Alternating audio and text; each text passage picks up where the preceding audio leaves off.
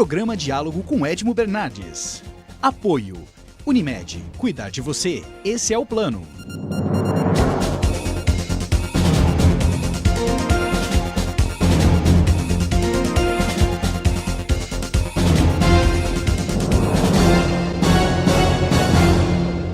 Olá! No programa de hoje nós vamos falar sobre concreto, utilização de concreto, o concreto no asfalto, pavimentação, e vão acabar chegando nos buracos de rua, que tanto aflige Ribeirão Preto, as coisas que... Ribeirão Preto não, o Brasil inteiro. E todas as coisas que a gente pode ter como solução, e nós convidamos dois professores, o professor Zé Roberto Romero, da Neomix, inclusive. Muito obrigado por aceitar o convite. O professor Herbert Rosseto, coordenador da Moura Lacerda, da Engenharia do Moura Lacerda. Aliás, eu queria começar com o senhor, professor. Eu tenho uma curiosidade. Por que a Câmara Municipal de Ribeirão Preto foi recorrer à Universidade Federal de São Carlos para avaliar o anexo da Câmara e com todos os problemas que ocasionaram, que a população toda sabe, sendo que nós temos uma universidade renomada em Ribeirão Preto de Engenharia, que é a Moura Lacerda, e não foram atrás da Moura Lacerda? Não foram? Eu não entendi isso até hoje, confesso para o senhor. É uma boa pergunta, né, Edmo? Bom, estamos à disposição para o que precisar, né? Até recebemos recentemente o contato da Guarda Civil, que tem planos para mudar o quartel-general deles aqui, gostariam da nossa participação, enfim. As portas estão abertas. Mas não tem explicação isso, Herbert? Acho que santo de casa não faz milagre. Será que é isso? Pode ser. Ou eles quiseram dizer, olha, isso é uma universidade particular, se nós formos uma universidade federal, Zé, o que você acha? Quer dizer, eu não entendi, confesso para você que eu não entendi. Quando eu vi esse... Eu tenho assim, a minha opinião própria, eu sou formado no Lacerda, tenho o máximo prazer Não só isso. Você, como os grandes engenheiros de Ribeirão Preto. O Jorginho. Todo mundo. O Jorge foi meu aluno, não posso falar muito, mas realmente eu tive prazer de ter vários colegas, vários alunos, que despontam aí no mercado, tá? Não só de Ribeirão, mas mercado nacional. E eu também não entendi o porquê que foram buscar, se tem, como o professor Herbert disse, uma capacidade tecnológica enorme aqui em Ribeirão Preto. São várias universidades de engenharia. Eu dou aula na Unip, sabemos que temos na Unip, na Lacerda, na Estácio. E todas as universidades têm potencial para isso, também não entendi. Essa para mim foi uma duvidazinha que eu gostaria de entender, e até porque não quero entrar nos méritos, né?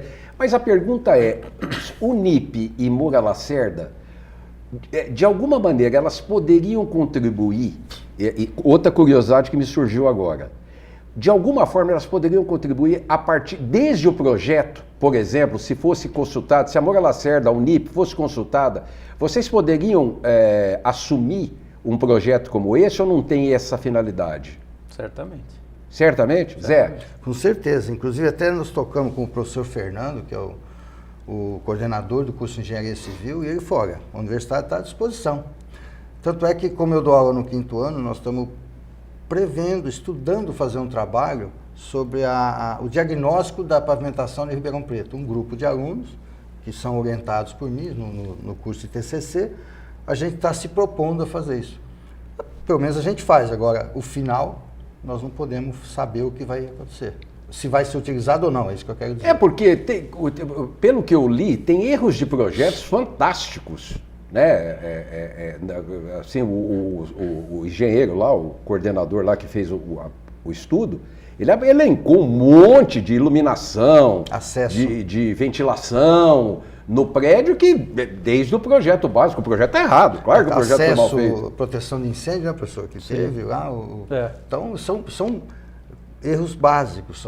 Acesso, inclusive, de um prédio para o outro. Não sei se... Não tem. Era interligado? Não era. Você teria que sair de um para entrar no outro. Mas não é anexo? É anexo. É uma pergunta que eu estou Então, é isso que eu queria saber. Olha, eu acho que em parte também da nossa parte, né, é preciso fazer com que aquilo que a gente tem de potencial chegue para o restante da sociedade, né? Claro. Até para que a sociedade perceba que esse potencial está à disposição. Então, eu tenho até trabalhado recentemente na coordenação para que os alunos, assim como o Zé disse lá na Unip, assumam trabalhos que têm relevância local e que, eventualmente, os resultados cheguem àqueles que estão no poder de legislar e até mudar a cara da cidade, né? Enfim, é um trabalho mútuo, né? As pessoas também precisam saber que o potencial que a gente tem, até para que elas possam considerar essa opção, né? Claro. E isso é gratificante para os alunos, que já estão devolvendo alguma coisa para a sociedade que eles ganharam. A escola, em particular ou público ou privada, ela está dando para o aluno. E isso daí é uma forma de o aluno, ele se sente gratificado fazendo isso. Eu vejo isso, que nós fazemos várias obras junto, pesquisas de trabalho junto. Uma última agora, nós temos uma patologia de uma obra de arte, de uma ponte, que a gente chama obra de arte, mas o pessoal estava examinando, aí chegou um carro de uma concessionária e pediu para parar. Eu falei, não, nós estamos aqui só fazendo isso tudo.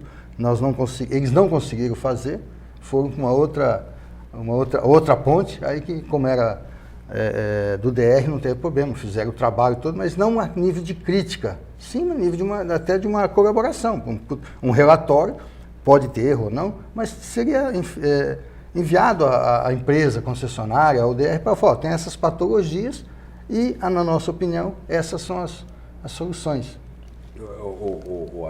Você quer falar alguma coisa? Não, uma espécie de laudo, né? Isso.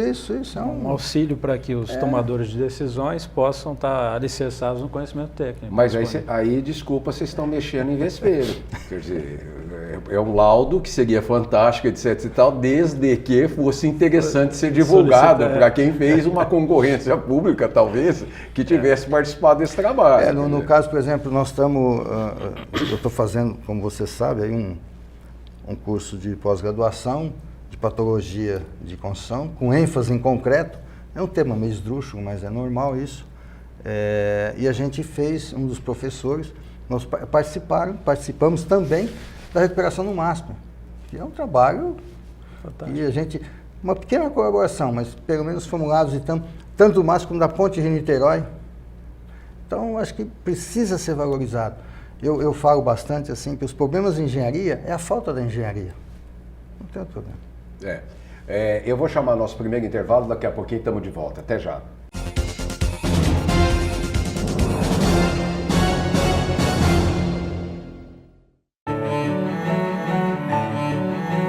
Fomos gerados na mais bonita das esperas. E ao nascer, ganhamos de presente a vida. Para desfrutá-la, é preciso apenas uma coisa: saúde. E colocarmos em prática a nossa vocação, que é cuidar. Hospital Unimed Ribeirão, um marco na saúde de todos nós. Voltamos a apresentar Diálogo com Edmo Bernardes. Apoio Unimed. Estamos de volta com o segundo bloco do programa, vamos falar de concreto. Nós saímos do primeiro bloco, eu já dei uma cutucada, né? E aí eu já queria entrar numa proposta, ou qual é uma solução política do caso. É sabido que nós temos aí, tivemos aí na Copa do Mundo uma vergonha com o contrato emergencial, como é que chamava? O contrato não era a lei de concorrência pública. É uma licitação sem licitação. Sem licitação, eu não me lembro o nome do negócio. E que favorece, pela história aí que nós estamos vendo da corrupção do Brasil que está sendo passada a limpo, originalmente ela vem, eu acho, ela vem de grande parte da construção civil, né?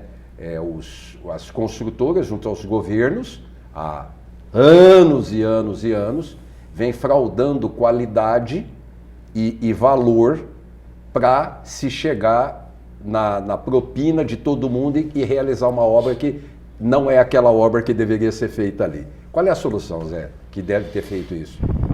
Olha, começar de novo. Porque não é só na construção civil. A construção civil, sim, é uma vertente de tudo isso. Mas você vê banco financiador, BNDES, não, tudo então depois da semana passada, que veio aquela história das prefeituras de Alagoas, que anunciaram a emergência para poder fazer coisas sem licitação. Anunciar 130 mil desabrigados, foram ver a 1.000, aí realmente é o que você falou, tem que começar de novo. Tem que começar de novo. Mas na construção, você não vê situação nesse ponto? Não, tem, com certeza que sim, com certeza. Você vê que as maiores beneficiadas são as grandes construtoras. Isso daí a gente já sabe. Hoje, professor Herbert, não sei se concorda comigo, hoje um lobista tem mais valor que um engenheiro que faz uma obra. Concorda? Nessas empresas, infelizmente, o engenheiro deve ficar numa sala de anexo, como você estava falando, e o lobista não é. Não que a sala seja status, mas tem mais valor até. Que é o contrário, uma inversão de valores, na minha opinião. Eu acho que tudo passa, como Zé disse, o começar de novo passa pela educação. E, de certa forma, nós estamos envolvidos nisso, né? É com um certo pesar entre os colegas que a gente recebe a maior parte das falcatruas ligadas à engenharia, né? É um pesar grande porque ela tem a capacidade de mudar a forma com a qual as pessoas vivem. Mas nesse caso, né, nesses últimos casos, ficou evidente o oposto, né? Ela favoreceu poucos grupos em detrimento de um grande número de pessoas que hoje pagam esse preço. Então, na nossa instituição, a regra é tentar formar os alunos, né, com a maior ética possível dentro da profissão e com uma certa inteligência emocional para que eles possam lidar, né, com esse tipo de coisa que ficou arraigado nos últimos anos. Nós podemos dizer, Zé, e isso que vocês estão falando, nós podemos dizer que o lobista é ele quem determina a obra que vai ser feita? Não é o governo, não é a necessidade, não é o povo. Ele chega lá, vamos fazer uma ponte ali, vamos fazer uma usina ali, e aqui nós vamos tirar o negócio, trama-se para chegar nesse objetivo. Ou seja, você falou que o lobista é o mais importante, então ele é quem provavelmente programa as obras que devem ser feitas? Eu acho que é em conjunto, né? Governo, lobista, governo. Acho que já tem um estudo ali que tem essa necessidade, tem o seu executor, e aí faz todo esse processo que a gente está vendo aí. Você vê, ó, o projeto de desfavelamento do Rio de Janeiro. O que aconteceu? Foi desviada toda a verba. Mas deixa eu puxar para esse lado aqui. Herbert, por que uma ponte fica mais cara, feita pelo governo, do que pela iniciativa privada? Ou um hospital? É uma boa pergunta, né? A planilha é igual para todo mundo. É igual? O ferro é o mesmo? É o mesmo. O aço? Até onde se possa negar, sim, né? O concreto? Todos iguais. Todos iguais. E a do governo fica mais cara. Algumas células ocultas, talvez, na planilha, né? O que a gente tem visto, né, completando o que você está falando, é uma inversão dos valores, né? Antigamente, os fins justificavam os meios. Agora, me parece que o meio justifica o fim. E, infelizmente, o meio, né, na engenharia civil, dificilmente, um engenheiro civil dificilmente faz coisas para ele próprio. Então, ele faz coisas para mudar a sociedade e é baseado nessas mudanças que a sociedade supostamente precisa que esses lobistas têm justificado, né, a partir desse meio, obras que eventualmente, né, não fossem tão necessárias ou que custam 3, 4, 50, 100 vezes mais do que deveria. Como você disse, as obras da Copa do Mundo, a gente faz uma pergunta, eram todas necessárias? Estádios Não, claro que não. Estádios claro que não. Estado que não tem um público? Claro que não. E ainda inacabada. O presidente Lula foi impor 12 sedes, a FIFA queria 8 sedes, o presidente Lula foi impor 12, quer dizer, pelo amor de Deus. Não... O próprio Odebrecht disse, né, quer dizer, justificar a construção de um estádio só para a abertura da Copa foi algo surreal, né? E agora esses dados foram revelados recentemente em Brasília, né, do estádio Mané Garrincha, que custaria, a princípio, 600 milhões a reforma, passou a 1 bilhão e 600 milhões. É só 1 bilhão de diferença. Quer dizer, está fora de todas as estatísticas que a gente ensina aos alunos, né, de erros. Deixa eu falar o concreto na pavimentação. Por que nós passamos em determinadas estradas que a gente... nitidamente você vê ali que você está em cima de um asfalto que é preto, porque a não ser que lá dali a pouco você passa no outro que está mais claro, ou quase branco, Zé. E qual que é essa diferença que acontece? Um mais áspero, um mais duro, outro mais claro, outro mais escuro. Por quê? Se for uma pavimentação, que a gente chama, um termo técnico, uma pavimentação flexível, onde o ligante é o asfalto, a diferença da coloração é só por conta da pedra, certo? Em São Paulo a gente tem uma pedra mais clara, o asfalto é um pouco mais claro. Aqui nós temos aqui um basalto, que ele fica mais escuro. Agora, partindo para o pavimento de concreto, que é o pavimento rígido, hoje eu foco, minha ênfase está muito mais em concreto do que pavimentação asfáltica, que já fiz bastante também, mas hoje está mais em concreto. O concreto, ele tem uma durabilidade de 25 a 30 anos, como eu disse outro dia. O professor Balbo, da Escola de São Carlos, da USP, está desenvolvendo um concreto para pavimento para durabilidade até 60 anos. Enquanto o pavimento flexível, o asfalto, né, Herbert, pode durar de 8 a 10 anos se houver manutenção preventiva. Porque ele carece, se você não fizer a prevenção, você vai para a corretiva. Concorda? Mas, Herbert, perfeito. 10 anos, 30 anos. Vamos pôr por aí. 2,5 vezes, esse de concreto vai custar 2,5 vezes mais que esse asfalto flexível? Não chega a ter essa diferença. Né? É 70% a 80% mais caro.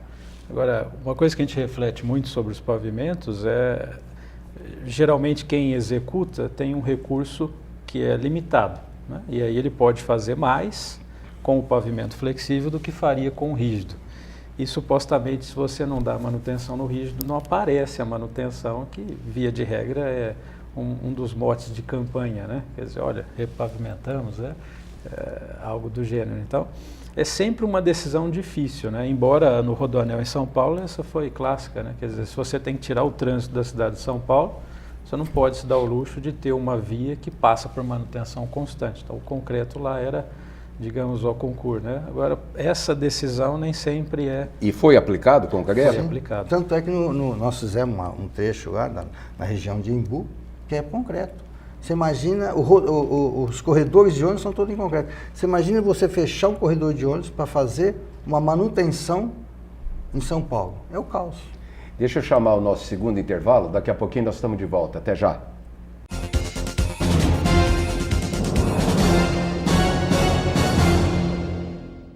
Este é o Araújo, leitor dos classificados. Viu a oportunidade perfeita e já trocou de carro. Laura, sempre antenada ao mercado financeiro. No caderno de economia, viu a melhor oportunidade para investir. Walter, garoto antenado, viu a dica certa no caderno C para curtir o final de semana. Faça como eles. Assine o jornal A Cidade, a partir de R$ 23,90 mensais. Consulte também as ofertas com revistas Abril. 0800 775 7575.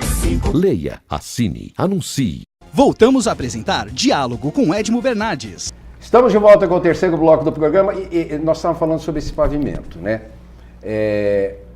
Chegar onde nós chegamos, por exemplo, hoje em Ribeirão Preto, um nível, eu não sei, para mim é caótico, porque onde eu ando, eu não consigo andar, pelo menos onde eu passo está muito difícil.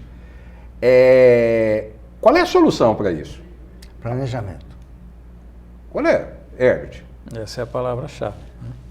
Mas Existem sistemas de gestão de pavimento, né, que inclusive na nossa escola, acredito que também na Unip, seja lecionado para os alunos, né, como é conosco, e temos trabalhos fantásticos. Um deles até rendeu a um dos alunos o ingresso no mestrado lá da USP, enfim. O conhecimento existe, né? O que precisa é vencer essa barreira entre o técnico e o comercial, como a gente vinha dizendo, né? Infelizmente, não sei se é o caso de Ribeirão, mas Brasil afora, quem ocupa esses cargos técnicos não necessariamente é técnico. E aí as decisões ficam politizadas, né? Como a gente vinha falando no primeiro bloco, de lobistas e etc. Né? Enfim, Zé. Falando o Lacerda tem assim, um emérito professor, muito amigo meu, professor Creso, que assim, um expert em pavimentação, reputo como um dos melhores, que ele foi sucessor do professor Tales. Eu fui monitor do Tales, então faz um pouco tempo já, mas nós temos um potencial. O que falta é planejamento, voltando à sua pergunta. Pô, se nós temos Ribeirão Preto, uma Avenida Independência, uma Avenida Presidente Vargas, sim, ali nós temos um tráfego pesado. Ali sim necessita de um recapeamento de um porte maior. Uma rua paralela aqui, a Miguel Baraquini, que nós estamos falando. Aqui uma lama asfáltica que é muito utilizado pelas concessionárias para rejuvenescer. Então você dá uma sobrevida no pavimento. Você não precisa fazer um recapeamento generalizado. Você precisa sim fazer um projeto primeiro, onde tem mais tráfego com ônibus, ponto de ônibus. Então é isso que eu acho, na minha opinião, que falta aos governantes. Como o Herbert disse, o pavimento flexível realmente ele tem uma durabilidade de 30 e poucos anos, enquanto o asfalto tem no máximo 10, o custo inicial 80% mais, mas é o que tem o poder público naquela época. Então, se ele pode fazer 10 mil metros de flexível, não sei, ele vai fazer 4 de rígido. Exato. Não, ele vai fazer 10 mil de flexível. Não aparece e tanto. O próximo que fica com o problema para ele. E outra coisa, drenagem. Se faz rua sem drenagem. É verdade. E aí o que acontece? A água leva tudo embora. Deixa eu fazer uma pergunta. Nesse tipo de pavimentação tem sido utilizado, por exemplo, a tal da reciclável lá que usa pneus. Qual é o benefício, além de despoluir a natureza, né, da utilização, do descarte de pneus, da borracha, né? E qual é a qualidade desse asfalto, desse pavimento que é feito com os pneus? Por favor. Bom, as pesquisas indicam que você melhora o controle do veículo, né? Uma adesão melhor do veículo com o pavimento, em casos de chuva, inclusive, né? O veículo derrapa menos. Provavelmente o Zé deve ter até outros atributos maiores. Sim, né? Sim, ele tem um... Aliás, do lado da Neomix tem um do Hamilton Balbo lá, uma Isso. reciclagem de pneu lá Parece em que Cagavinhos. fechou. Fechou? Parece-me que sim, até porque a gente estava pegando material para pesquisa. Ah. Nós começamos a estudar umas defensas de rodovias, que a gente chama de barreira New Jersey, com agregado graúdo de pneu. Não que ficasse flexível, mas que desse uma certa maleabilidade. Mas nós tivemos que interromper porque faltou matéria-prima. Entendi, tá? entendi. Mas e aí, o pneu lá? Então, o pneu ele dá um conforto maior, tá? Um ruído menor, tá? Ele só tem um problema que é o retorno à sustentabilidade, que quando você faz a reciclagem para novamente recapear, você tem que esquentar, você tem que aquecer todo esse asfalto. E aí, em função da borracha, ele faz uma emissão de CO2, aí a gente volta. Mas isso é mínimo em função do benefício inicial. Mas é viável? O asfalto, a gente chama de asfalto borracha. O asfalto borracha, essencialmente, é muito utilizado. E o custo? A questão de custo, eu não tenho esses valores, porque eu não estou hoje no ramo da pavimentação asfáltica em pavimento flexível. Eu não sei, mas não tenho ideia. Mas eu acredito que não deva ser tão mais caro, não, porque você fazer uma britagem para fazer a brita, para pôr no asfalto, e você fazer um beneficiamento do pneu, eu acho que o beneficiamento do pneu deve ser até mais barato. Até porque você não vai fazer uma exaustão da jazida da pedreira, você não vai fazer desmatamento, você não vai implodir, você vai pegar alguma coisa que está poluindo a natureza e voltar. Então eu acredito que seja até mais barato. A nível de sustentabilidade é infinitamente maior. Mas nessa mesma linha de meio ambiente, sustentabilidade que o Zé falou, eu pesquisei, eu dei uma olhada lá, por exemplo, nos Estados Unidos, projetos para utilizar o calor do sol absorvido pelo asfalto para gerar energia. Esse estudo lá parece que já está bem adiantado nesse sentido. Quer dizer, há uma preocupação com o meio ambiente, até porque a essência do asfalto, o asfalto comum da pavimentação é o petróleo, né? Então, a preocupação é muito grande. Né? É uma contradição até com o que o Trump, né, mencionou, romper com o Tratado de Paris. Né? Os americanos, eventualmente, são os que mais investem em novas tecnologias, né, e aproveitamento das energias disponíveis. Embora o presidente talvez não esteja em consonância, né, com esse tipo de investimento.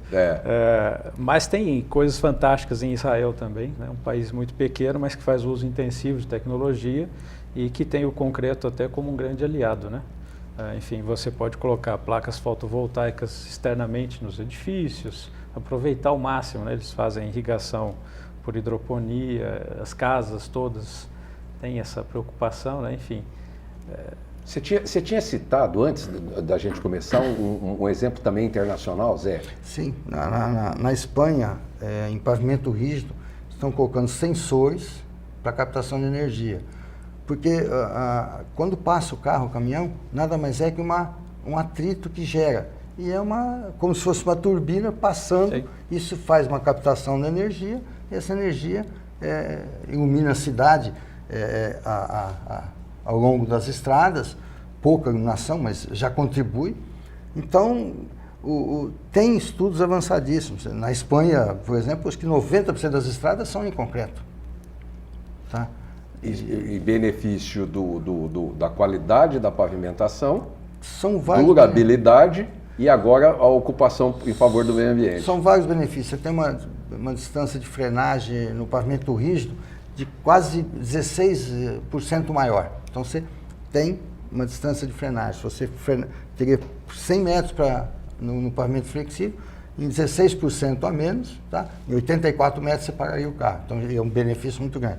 A cor mais clara absorve o calor. Então absorve a luz, você não tem uma iluminação tem que ter uma iluminação mais eficiente em contrapartida do asfalto preto, do asfalto de petróleo. Então são vários benefícios. A manutenção é quase que pequena, muito pequena. Então, e também o concreto, professor Herbert, não sei se concorda, o concreto nos últimos anos ele teve um desenvolvimento muito maior. O cimento teve melhoria, os aditivos emprestam muita mais qualidade ao concreto. E no asfalto eu não tenho, sim, se tem tantos estudos como tem pesquisa no concreto. Agora a gente está vendo aí, a gente está até estudando para entender, a Universidade de Delft, na Holanda, eles estão estudando um novo tipo de concreto que tem um aditivo que ele é cicatrizante. Então, se você faz um reservatório, por exemplo, tem é colocado um aditivo que quando o concreto fissura, esse aditivo junto com a água que está entrando reage e fecha a fissura. Essa é uma patologia. Bom, nós chegamos no final do programa. Herbert, muito obrigado. Zé, muito obrigado. Eu acho que é importante a gente passar esse conhecimento, não só envolto ao concreto em si, mas também todas essas utilizações e as coisas que cercam todo esse processo. Muito obrigado a vocês dois. Semana que vem a gente estava de volta com mais um diálogo aqui na TV Mais Ribeirão. Até lá. Programa Diálogo com Edmo Bernardes. Apoio. Unimed. Cuidar de você. Esse é o plano.